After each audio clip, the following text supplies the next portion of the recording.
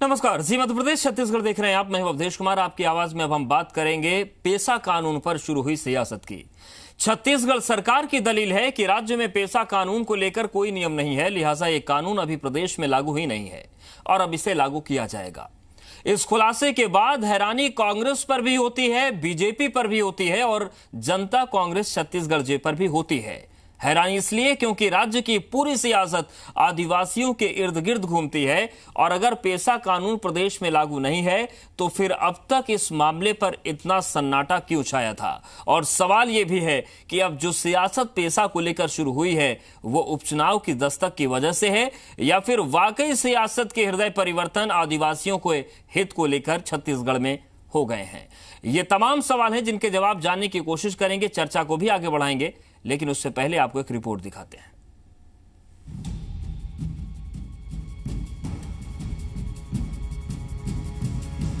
दंतेवाड़ा में उपचुनाव की दस्तक हुई और सूबे में आदिवासियों की चिंता की आंधी ने एक बार फिर से रफ्तार पकड़ ली है।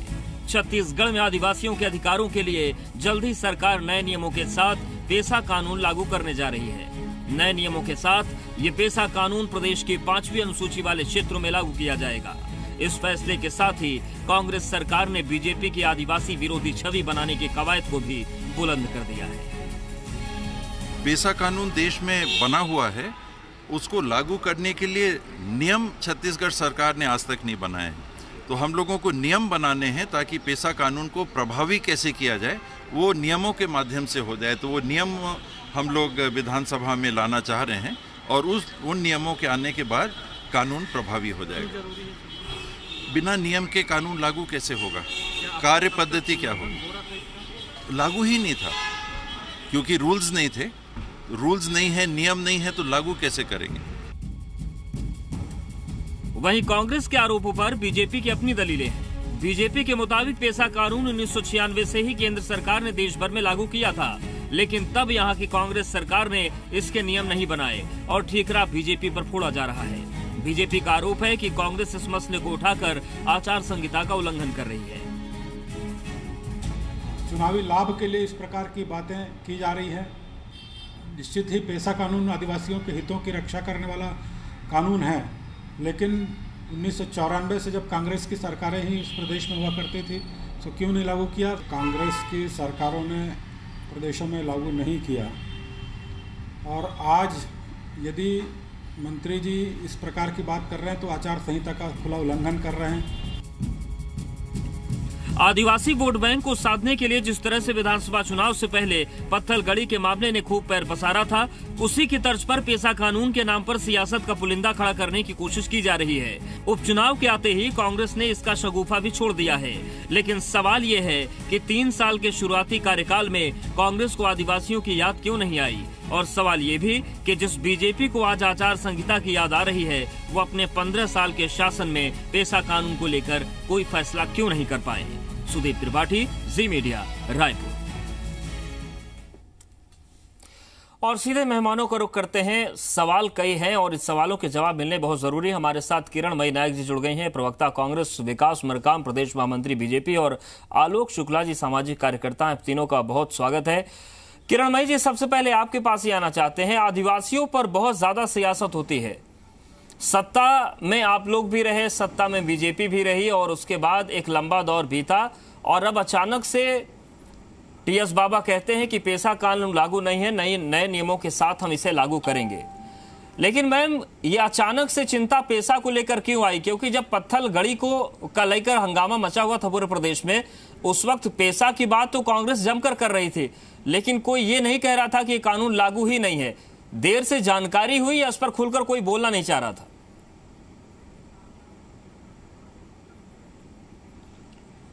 देखिए अवधेश जी, यहाँ पर ऐसी कोई बात नहीं है कि कानून की जानकारी नहीं थी और कोई बोलना नहीं चाह रहा था। उस समय भी बात उठी थी और मैं भी, मेरे पास अपने चुनावी घोषणा पत्र नहीं है, संभवतः हमारे घोषणा पत्र में भी इसका उल्लेख है जी।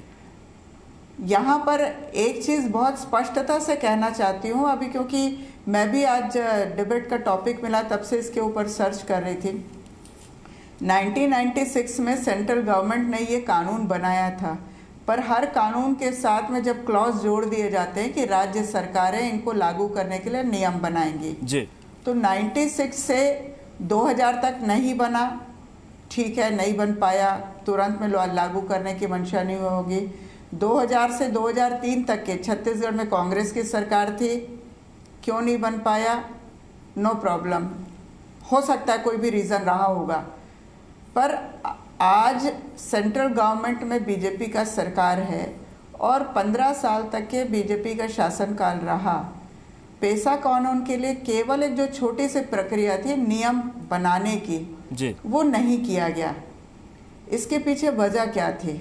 ठीक है, मतलब अगर कांग्रेस नहीं कर पाई तो नो प्रॉब्लम, वजह लेकिन अगर बहुत बीजेपी बड़ी नहीं थी कर पाई तो कि- वजह बतानी होगी। ठीक है, वजह हम पूछते विकास मरकाम जी।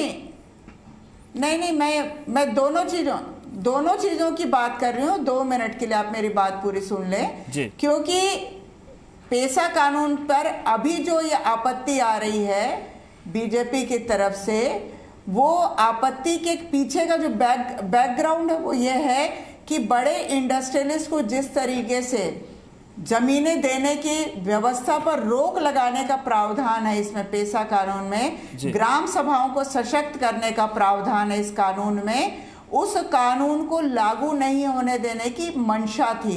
और इसका एक सशक्त उदाहरण है कि कांग्रेस की सरकार ने बस्तर में जाकर के लोहंडीगुड़ा की जमीन जो है 2200-2300 स्क्वायर किलोमीटर की जो जमीन, हेक्टेयर की जमीन है, वो जमीन आदिवासियों को वापस कराया। तो पेशा कानून के लिए अभी नियम बनाने की केवल एक बात हुई है, अभी विधानसभा में प्रस्ताव भी आना बाकी है, उसके बाद ये कानून लागू हो पाएगा। तो उसमें भी इनको राजनीति दिख रही है, उसमें भी इनको तकलीफ हो रही है बीजेपी की। ठीक है, प्रॉब्लम इस विकास मरकाम जी, ये दिक्कत क्या है? ठीक है, मान लिया कि कांग्रेस ने अविभाजित मध्य प्रदेश में 4 साल काम नहीं किया, उसके बाद फिर अपनी सरकार आने के बाद 3 साल काम नहीं किया, लेकिन 15 साल तो आप लोग रहे। आप लोगों को पेशा कानून को लेकर नियम बनाने की याद क्यों नहीं आई या फिर जरूरत महसूस क्यों नहीं हुई?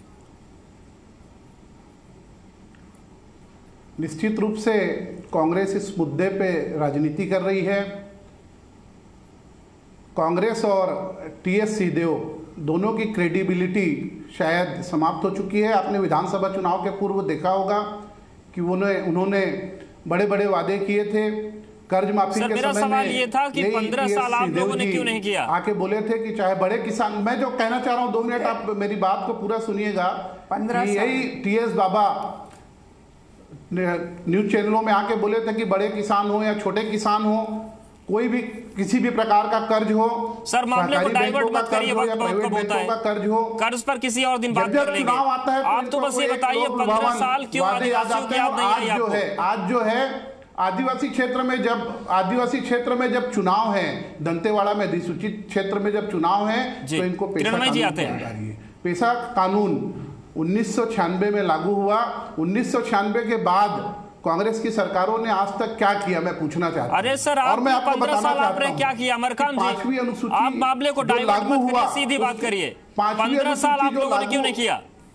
पेशा कानून जो लागू हुआ उसकी आवश्यकता क्यों पड़ी? सबसे पहले हमको यह समझना होगा कि पेशा कानून की आवश्यकता क्यों पड़ी।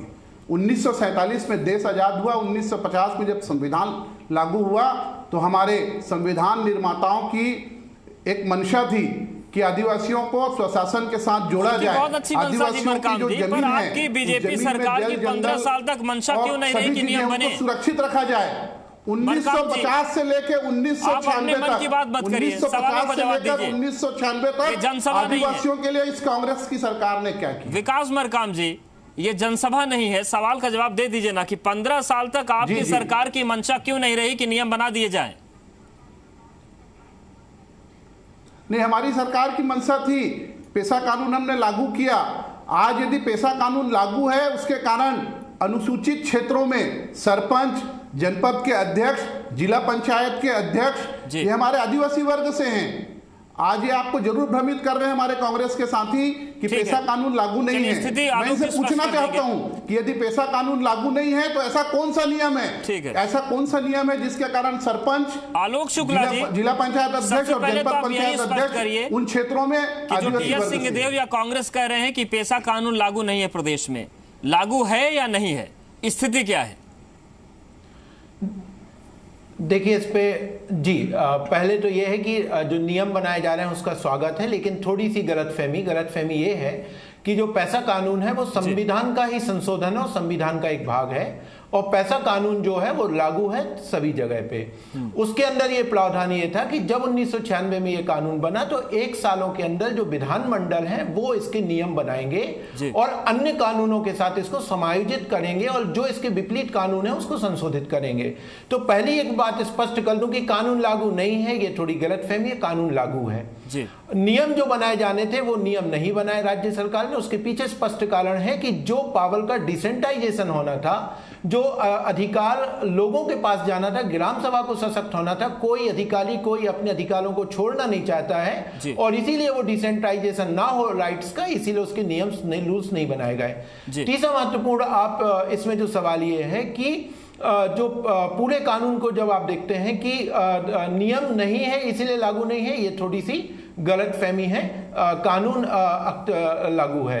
हुआ यह था कि जब छत्तीसगढ़ आप देखते हो अविभाजित मध्य प्रदेश में जो पंचायती राज अधिनियम था, उस पंचायती राज अधिनियम में पैसा कानून के प्रावधानों को समायोजित कर लिया था और जब राज्य अलग बना था तो उस जो पंचायती राज जो संशोधन था छत्तीसगढ़ का, जब आप पंचायती राज अधिनियम देखेंगे तो उसके में पैसा कानून के प्रावधान मौजूद हैं। निश्चित तौर पे ये सही है कि यदि नियम बन जाते तो उसके जो क्रियान्वयन है और प्रभावी तरीके से हो सकता था। तो मुझे लगता है कि इस गलतफहमी को दूर कर लेना चाहिए कि कानून लागू नहीं है, केंद्रीय कानून है क्योंकि संविधान का भाग है और ये लागू है। दूसरा बड़ा सवाल ये है कि इस कानून को कैसे कमजोर किया गया उस पर हमें बात करनी चाहिए। पिछले लगातार हम 15 सालों में देखते हैं कि इस कानून का एक सबसे महत्वपूर्ण प्रावधान ये था कि 5वीं अनुसूचित इलाकों में कोई भी जमीन अधिग्रहण के पूर्व ग्राम सभा की सहमति आवश्यक है। 1996 के कानून की सबसे बड़ी खासियत थी। छत्तीसगढ़ के अंदर इस कानून की जिस तरीके से धज्जियां उड़ाई गई हैं, कोल बैलिंग एक्ट आपने लगाया और उसमें आपने कहा कि ग्राम सभा की सहमति की जरूरत नहीं क्योंकि कोल बैलिंग एक्ट है।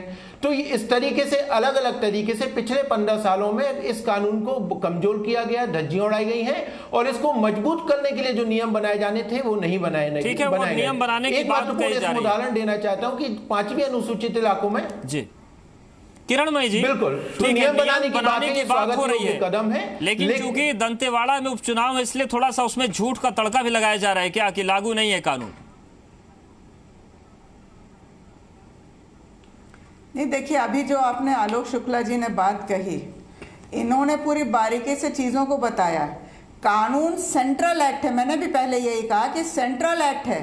तो कानून जिस तारीख को घोषित किया जाता है उस दिन से लागू मान लिया जाता है, परंतु उस कानून को प्रभावी तरीके से वर्केबल करने के लिए नियम बनाना जरूरी था। यही बात मैंने शुरू से कही, वही बात आलोक जी भी कह रहे हैं कि कानून तो सेंट्रल गवर्नमेंट का कानून है, वो तो पूरे देश में एक समान 1 तारीख से लागू माना जाता है। पर जब उसमें कंडीशंस डाली हैं कि राज्य सरकार को इसके लिए नियम बनाने हैं ताकि वो सब जैसा सभी कानूनों के साथ उसका समायोजन से उसका प्रभावी उपयोग हो सके, वो पार्ट आपने नहीं किया। उस पार्ट को क्यों नहीं किया?